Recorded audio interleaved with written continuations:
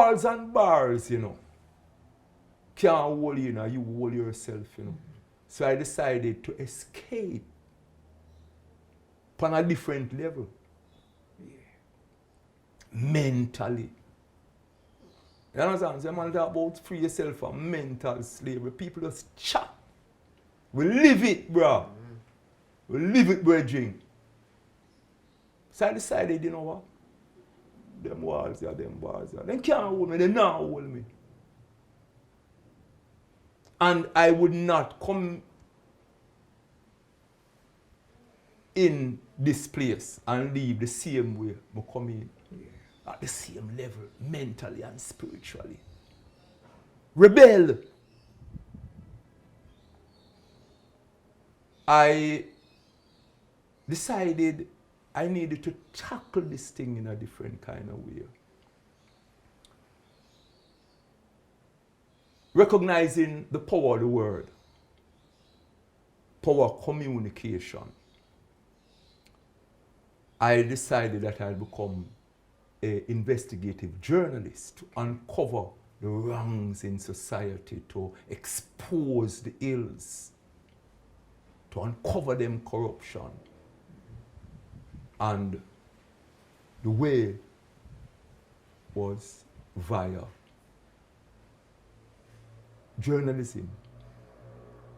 So I started a correspondence course with ICS, International Correspondence Course. They were based in Florida at the time.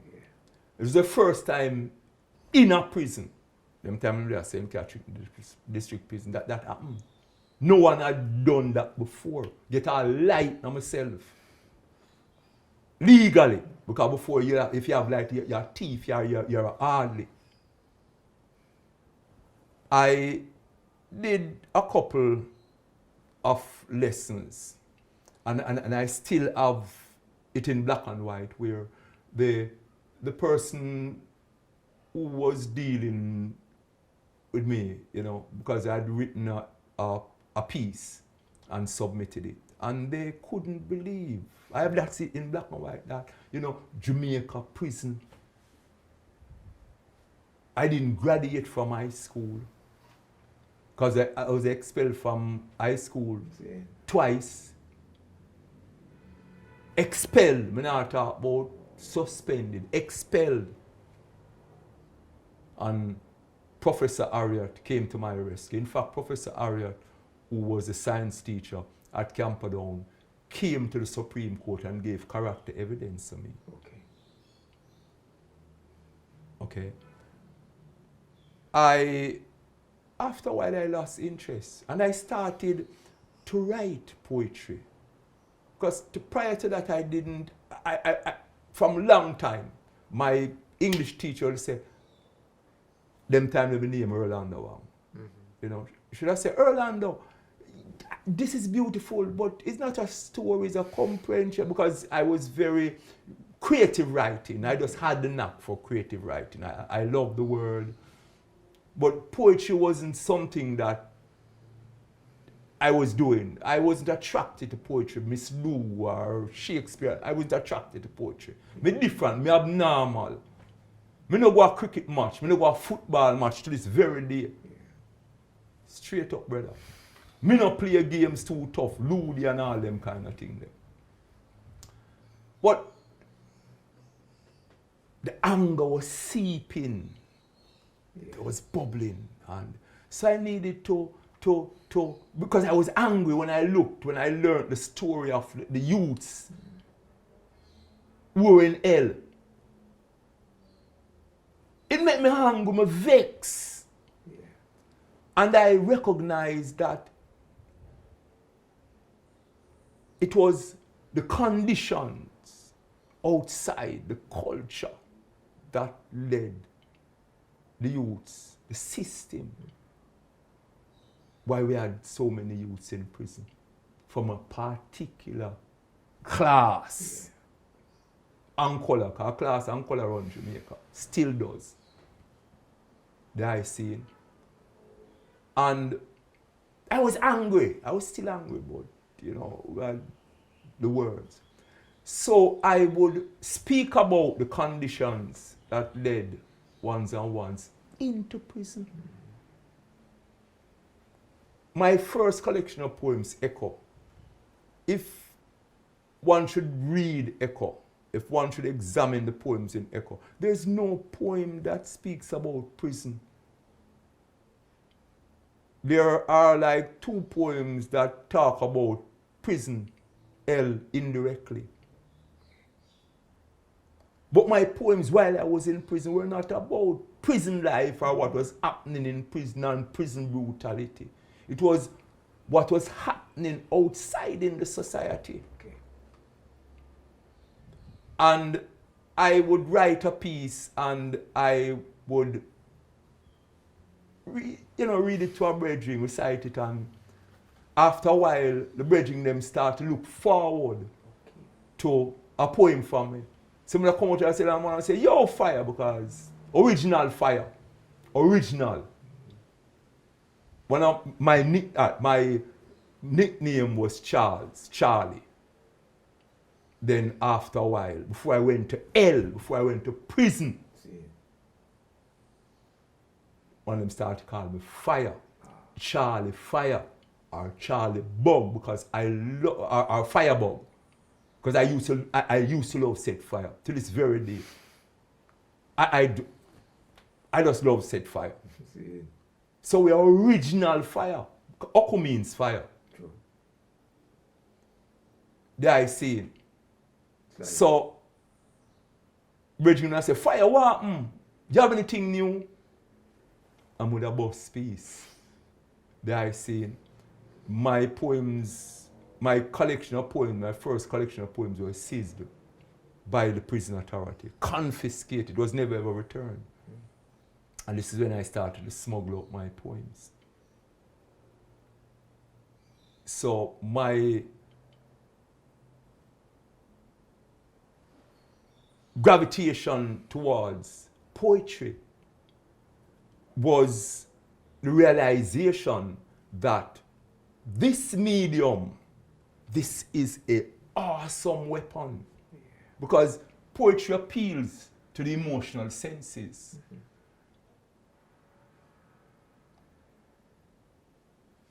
And this was where I wanted to reach. This is where I want to touch the mind. Because from you're liberated, brother.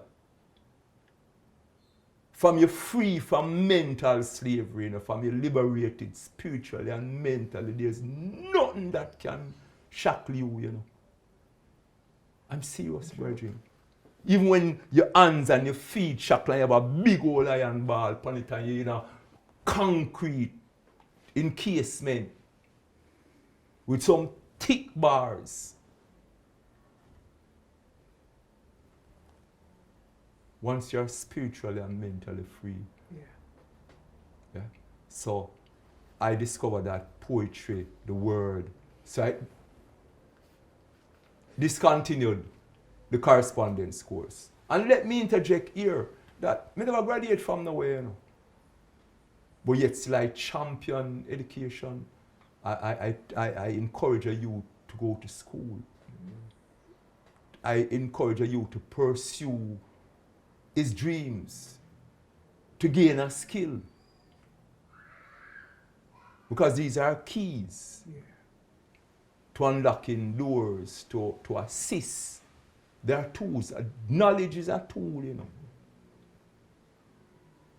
Knowledge is a weapon. So, I've never ever graduated from any institution. No institution. And I came from when I went to Jamaica School of Drama. Didn't graduate from there. I don't need to be, academia can't, accredit me, and me no graduate from nowhere. As I said before, don't fight against one acquiring a skill, education, attended an institution. Me no fight against that, but me, we abnormal. Do you know what helped you? In what way did she help you while you was in prison? Repeat. How would Judy Moore assist you while you were in prison? Judy Moore, Sister Judy. Yeah. During them time there, a lot was happening in the penal institution. The then Minister of Justice, I believe it was Carl Ratchie. Yes. And the PMP party was in power. They sought to reform the penal institution. Because the penal institution at the time was a colonial thing. It was imprisonment, punishment. There was no rehabilitation program. You were sent, you were sentenced, you were sent to prison to do hard labor, and then you were, okay, an extension of slavery. Yeah. A way to keep the population in check, a way to discipline dissidents, rebels. When I went to L, there was no kind of rehabilitation program. There was no opportunity for people in L to gain a skill.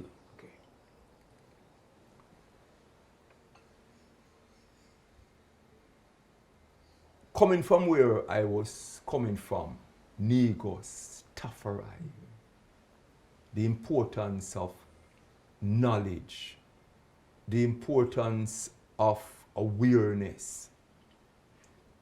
You know, and as I said before, I wasn't shackled, I was free.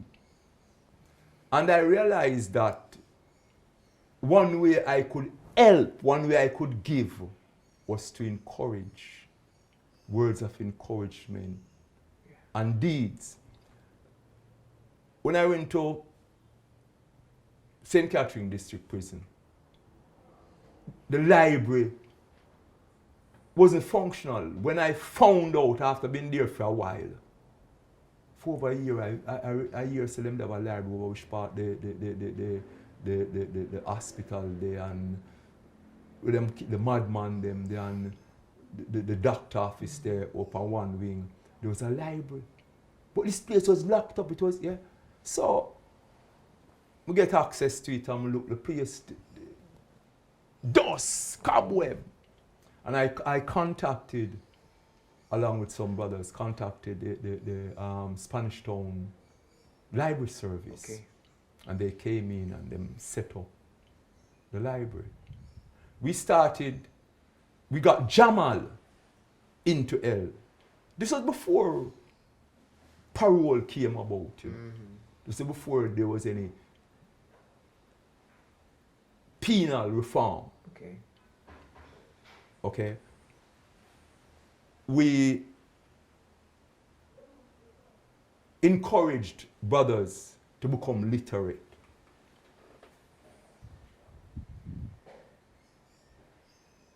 We talked about being free, freeing yourself mentally. You know, so revolution was continuing in L, behind bars. You know. Very good. Tell us about Reflection in Red. I know you end up recording it for Bob Marley record label. Reflection in Red was not recorded for Bob Marley record label. Don't feel no way. I've seen where them, only for journalists, I don't know where them get it from, and them says, Family Man, Barrett, Aston, but no. I practice what I preach. I'm an independent artist. Right? I'm not deal with manager, I'm not deal with producer. My first single, I produced my first single. It was recorded at RJ Studio. The person who I approached to assist with the project was Steve Golding. Okay. And from that initial project, this is how I work. I see someone, a musician, and I approach them like Family Man. Family Man did Ayatel. Okay. So I approached Steve Gold and I said I wanted to do this, the single. And I asked him to put the musicians together because this is a person I respect, and put him in charge of the project. This was how Reflection in Red came about. Wow. When I was recording Reflection in Red, you know, people said, well, yo, brother, why you record Reflection? Do Dread Times, because Dread Times had won an award. People knew it was in Echo. You know, people knew Dread Times. People were reciting Dread Times because it was from the book, my first collection of poems, which was published while I was still in prison. The first time that happened in Jamaica. In the entire Caribbean. From poems that were smuggled out. Okay? And I wanted distribution because initially I had it on the Queer label. And I always believe in doing things properly. So I approached Tough Gang. Judy Mort, you had talked about Judy Mort, yes. And I had deviated. At the time, people were coming into the prison because of the programs that were running in the prison. Especially after there were 2 island-wide prison riots. Okay. I stood before 2 commission of inquiry while I was in hell. The Barnett Commission of Inquiry, Dr. Lloyd Barnett, and the FARC Commission of Inquiry. So, with all that was happening in hell, the revolution that was taking place in hell, you had people from the outside, people like Janet Enright, people like Aswad, Mervyn Palmer. He did the artwork for Peter Tosh, Mama Africa. Okay. The first album cover that he did was my album cover. My album cover, Pressure Drop. The first professional work that he did after he graduated from the Jamaica School of Art was my book cover, Echo, that was published by Songsters.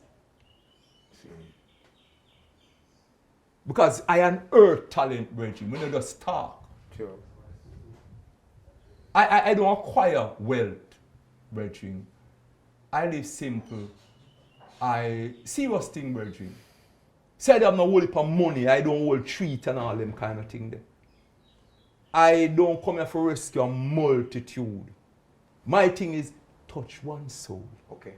And that soul go along and go out there and touch another soul. And then you have a domino effect. So if I'm able to touch one soul, I am satisfied, I rejoice. I don't preach to multitude because I'm not a preacher. I don't teach in a classroom because I'm not a teacher, I'm a soldier. But while I'm out there on the front line, I am, you know, one of the ways I fight against the system is to assist someone to rise and to become strong. And it's a vice versa thing. Because it's not a one-way thing. It's a two-way thing because you can't be a teacher if you're not a student. That's true. Every teacher is a student and a teacher. Every student is a teacher and a student. The teacher you learn. Natural thing that. So Judy Mort heard what was going on, saw what was going on. I was kind of infamous. I was kind of, you know, in hell because of what I was doing. My poetry, although it wasn't sanctioned by the prison authority, because I won 3 awards, 1976, and 3 awards, 1977. I smuggled it out. Prison authority didn't authorize me to enter the literary competition. I smuggled it out. My pen name, because you had to use a pen name, because when the judges get the poem them to judge them, they didn't get your right name, your legal name. And my pen name was Fuego. What Fuego is? Fire. See. Fire. So we are original fire. We ever burning. Yesterday, today, and tomorrow. Ever, ever burning. So Judy Moore became aware of my work, and she donated a typewriter, my first typewriter on the wood. Judy Moore gave me, them time I was in Fort Augustus prison. And so you had people like Judy Moore, you know, Mervyn Palmer, Janet Enright, and some other people from outside who would come in. Fairlington, I met Fairlington while I was in prison, Charles Ayat, because I wrote a radio play called Confrontation, which was produced by JBC Radio Theatre. Well, let me hear you say mountain,